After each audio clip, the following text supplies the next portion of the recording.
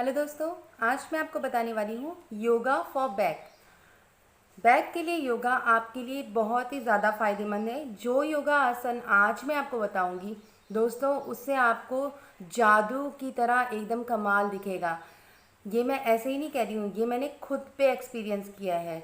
अगर आपको आपकी डिलीवरी हुई है या आपका ऑपरेशन हुआ है, उसके बाद बैक पेन रहता है या किसी और रीज़न से आपको सालों पुराना बैक पेन है, तो इस योगा से यकीन मानिए आपका दर्द पूरी तरीके से दूर हो जाएगा। मेरा भी सिजेरियन हुआ था, मुझे बहुत बैक पेन रहता था, लेकिन जब से मैं ये योगा रेगुलर कर रही हूँ तब से मेरा पीठ का दर्द गायब हो गया है। ये आपके बैक के फैट को भी बर्न करेगा। तो आइए देखते हैं कौन से आसन हैं जो हम अपने बैक के लिए कर सकते हैं। चलिए, पहले हम आसन करेंगे पेट के बल लेटकर। तो शुरू करेंगे हम सबसे पहले भुजंगासन से। भुजंगासन के कई पोज हैं। सबसे पहले हम अपने दोनों हाथों को छाती के बगल में रखेंगे और कमर से ऊपर के हिस्से को थोड़ा सा ऊपर उठाएंगे। ऊपर उठाते हुए हम सांस भरेंगे और रोक कर रखेंगे। 10 सेकंड तक रोक कर रखेंगे और धीरे से नीचे आएंगे। फिर कमर से ऊपर के हिस्से को दोबारा से सांस भरते हुए ऊपर उठाएंगे। इस समय हमें थोड़ा ज़्यादा ऊपर उठाना है, फिर धीरे से नीचे आना है। इसे हम 2 से 5 बार रिपीट कर सकते हैं। ये हमारे स्पाइनल कॉर्ड को मजबूत करता है। इससे हमारी छाती, फेफड़ों, कंधों और पेट में खिंचाव आता है। दूसरे तरीके में हम दोनों हाथों को अपनी चिन के नीचे रखेंगे और फिर अपने पेट के ऊपर के हिस्से को उठाएंगे। इससे नितंबों को भी मजबूती मिलती है। पेट के अंग इससे उत्तेजित होते हैं और तनाव और थकान को भी ये दूर करने में मदद करता है।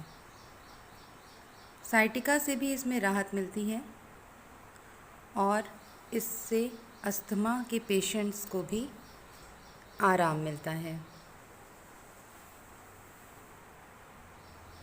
तीसरा, हम कमर के हिस्से से ऊपर उठेंगे और दाईं तरफ मुड़कर हम अपनी दाईं एड़ी को देखेंगे।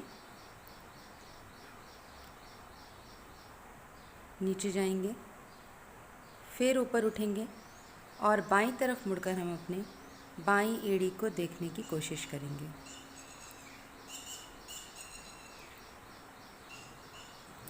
इससे हमारे स्पाइनल कॉर्ड में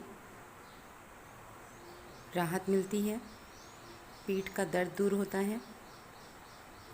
इसे भी हम 2 से 5 बार रिपीट कर सकते हैं।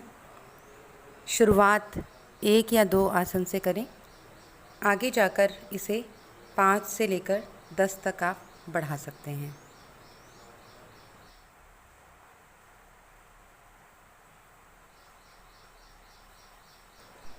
अगला आसन है शलभासन। दोनों हाथों को ज़मीन पर फैला लेंगे सामने की ओर। अब दोनों हाथों को और दोनों पैरों को एक साथ उठाने का प्रयास करेंगे। सारा बल हमारा पेट पर होना चाहिए। उठाएंगे, सांस भरते हुए सांस रोकेंगे 10 सेकंड तक और छोड़ते हुए धीरे धीरे नीचे आएंगे। इस आसन को हम 2 से 5 बार या 10 बार भी कर सकते हैं। शुरुआत में आप इसे 1 से 2 बार ही करें, आगे जाकर इसकी संख्या बढ़ाई जा सकती है। ये हाई ब्लड प्रेशर वालों को नहीं करना चाहिए। पेप्टिक अल्सर और हर्निया वालों को भी ये निषेध है। इसका दूसरा पोज हम करेंगे, दोनों हाथों को जांघों के नीचे दबाएंगे, हथेलियाँ खुली रहेंगी और एक करके पैर को उठाएंगे। पहले बाएं पैर को उठाएंगे, रोक कर रखेंगे, नीचे जाएंगे, फिर दाएं पैर को ऊपर उठाएंगे, 10 सेकंड रोक कर रखेंगे और धीरे धीरे नीचे जाएंगे। याद रहे, जब पैर ऊपर करें तो सांस भरनी है, जब पैर नीचे करें तो सांस छोड़नी है। शलभासन के फ़ायदे: इससे पीठ दर्द में आराम मिलता है। ये सियाटिका और स्लिप डिस्क के पीड़ितों के लिए बहुत ही लाभकारी है। इसे करने से बहुत सारे रोग दूर होते हैं। इसमें बहुत शारीरिक प्रयास लगता है, इसलिए इसे हाई ब्लड प्रेशर वालों को नहीं करना चाहिए। अब हम दोनों पैरों को एक साथ उठाएंगे। ऊपरी हिस्सा हमारा ज़मीन से टच रहेगा और धीरे से नीचे वापस आ जाएंगे। उठाते हुए सांस भरना है, 10 सेकंड तक रोकना है और फिर छोड़ते हुए धीरे धीरे नीचे वापस आ जाना है। अगला आसन हम करेंगे धनुरासन। दाएं पैर के पंजे को हमें दाएं हाथ से पकड़ना है पीछे करके, और बाएं पैर के पंजे को बाएं हाथ से, और नीचे और ऊपर का हिस्सा उठाना है। पेट के बल हमें लेटना है, पूरा बल पेट पर होना चाहिए। ऊपर उठते हुए सांस भरेंगे, नीचे आते हुए सांस छोड़ेंगे। ये डाइजेशन के लिए बहुत अच्छा होता है। इससे पेट पे खिंचाव होता है, इसलिए ये पेट की चर्बी को भी दूर करता है। रीढ़ की हड्डी के लिए ये बहुत अच्छा आसन है। इसे हम 2 से 5 बार कर सकते हैं। अगला आसन है मकर आसन। मकर आसन के लिए हम दोनों हाथों को अपनी चिन पर रखेंगे और पैरों को मोड़ेंगे। आप पैर सीधा भी कर सकते हैं। ये बहुत आराम वाला आसन है।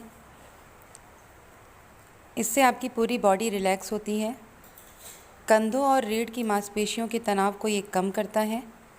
इससे मांसपेशियां मजबूत होती हैं और लचीली बनती हैं।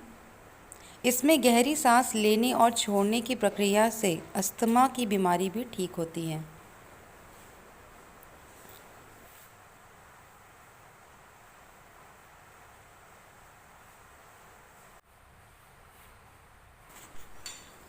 अगला आसन हम करेंगे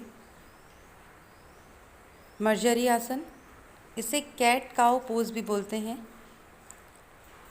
इसमें हमें घुटनों के बल और हाथों के बल आना है। सिर को नीचे पुश करते हुए पीठ को ऊपर की तरफ पुश करेंगे, सांस छोड़ते हुए, और सांस भरते हुए हम वापस पीठ को नीचे की तरफ पुश करेंगे और सर को ऊपर की तरफ। ऐसे ही हमें रिपीट करना है।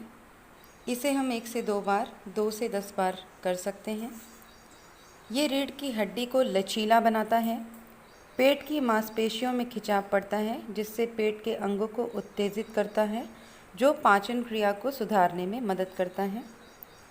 इसमें लंबी सांस लेने और छोड़ने की प्रक्रिया से ऑक्सीजन अधिक मात्रा में अंदर जाती है और ब्लड सर्कुलेशन में सुधार आता है। पेट में खिंचाव पड़ता है, जिससे पेट में लंबे समय से जमे हुए फैट को दूर करने में मदद मिलती है, तनाव को दूर करता है और मन को शांत करता है।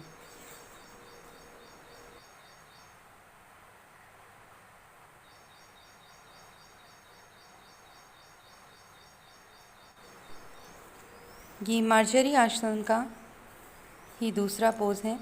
इसमें हम बाएं पैर को ऊपर उठाएंगे और अपने सिर की तरफ पुश करेंगे, वापस आएंगे। फिर दाएं पैर को हम ऊपर उठाएंगे और सिर को और पैर को एक दूसरे की तरफ पुश करेंगे। ऊपर आते हुए हम सांस भरेंगे, नीचे आते हुए हम सांस को छोड़ेंगे। ऐसे ही दोनों पैरों से हमें 1 से 2 बार शुरुआत में और फिर आगे 5 से 10 बार इसे रिपीट करना है।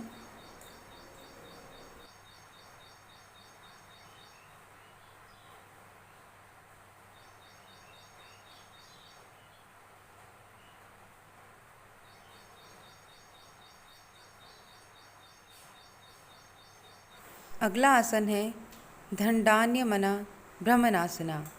इसे हम बैलेंसिंग टेबल पोज भी कहते हैं। इसमें हमें दाएं हाथ को आगे की तरफ उठाना है और बाएं पैर को पीछे की तरफ उठाना है। दोनों सेम लाइन में होना चाहिए। ऐसे ही हमें दाएं पैर को उठाना है और बाएं हाथ को उठाना है। याद रहे, अपोजिट हाथ और अपोजिट पैर होना चाहिए। ये आसन बैलेंसिंग में मदद करता है। ये रीढ़ की हड्डी के लिए बहुत अच्छा है। इससे कमर का दर्द दूर होता है। इसे हमें 1 से 2 बार शुरुआत में और आगे 5 से 10 बार रिपीट करना चाहिए।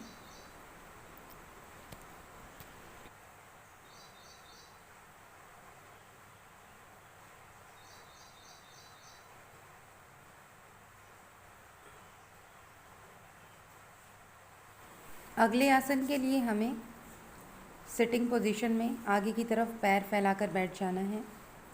आगे हम करेंगे पश्चिमोत्तानासन। इसमें हमें पैर के अंगूठों को अपने हाथों से उंगलियों से पकड़ना है और सिर को नीचे की तरफ घुटने से टच करने की कोशिश करनी है। जितना हो सके उतना ही झुकाना है शुरुआत में। ये रीढ़ की हड्डी और कंधों में खिंचाव लाता है। इससे डाइजेशन में सुधार आता है। मासिक धर्म की असुविधा के लक्षणों से राहत देने में ये मदद करता है। हाई बीपी, इनफर्टिलिटी, अनिद्रा, साइनस के लिए ये चिकित्सनीय है। इसका दूसरा प्रकार है, हम दोनों पैरों को फैला लेंगे और एक पैर की तरफ पहले दोनों हाथ नीचे को पंजों से टच करते हुए नीचे झुकेंगे, फिर दूसरे पैर की तरफ झुकेंगे। इससे तनाव और हल्का डिप्रेशन दूर होता है, मोटापा दूर करता है और कई रोगों को ये ठीक करता है।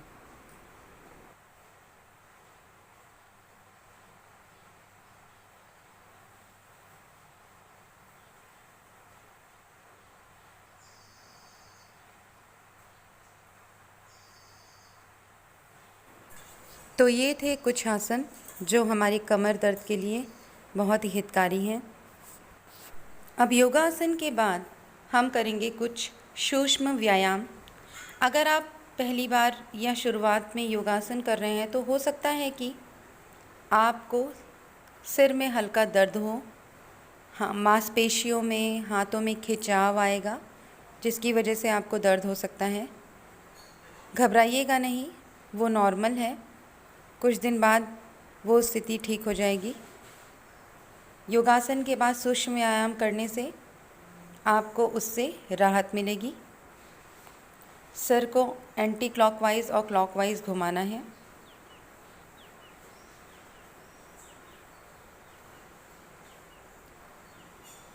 सांस अंदर भरते हुए दाएं हाथ को उठाकर सिर की तरफ कान के पास रखेंगे और हाथ को और सिर को अपोजिट डायरेक्शन में पुश करेंगे।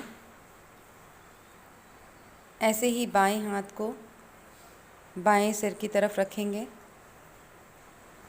और सिर और हाथ को अपोजिट डायरेक्शन में पुश करेंगे।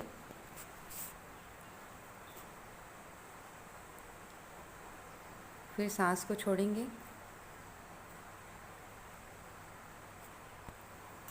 दोनों हाथों को लॉक करेंगे, सिर के पीछे रखेंगे और हाथ और सिर को अपोजिट डायरेक्शन में पुश करेंगे।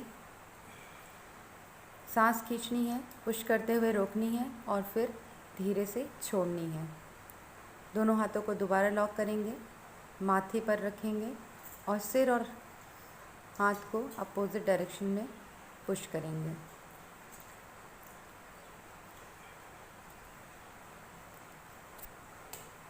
इसके बाद दोनों हाथों को कंधों में रखेंगे और क्लॉकवाइज और एंटी क्लॉकवाइज हम हाथों को घुमाएंगे।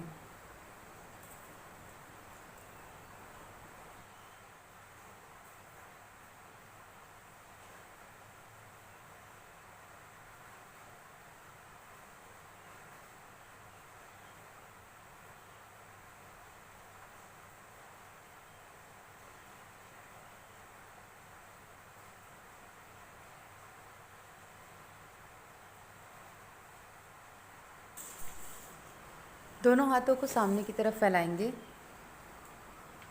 हाथों को, उंगलियों को खोलेंगे, बंद करेंगे। मुट्ठी बनाकर हथेली से क्लॉकवाइज और एंटी क्लॉकवाइज घुमाएंगे। तो ये थे कुछ आसन हमारी कमर के दर्द के लिए। अगर आपको ये वीडियो पसंद आई हो तो लाइक करें और सब्सक्राइब करें। Thank you.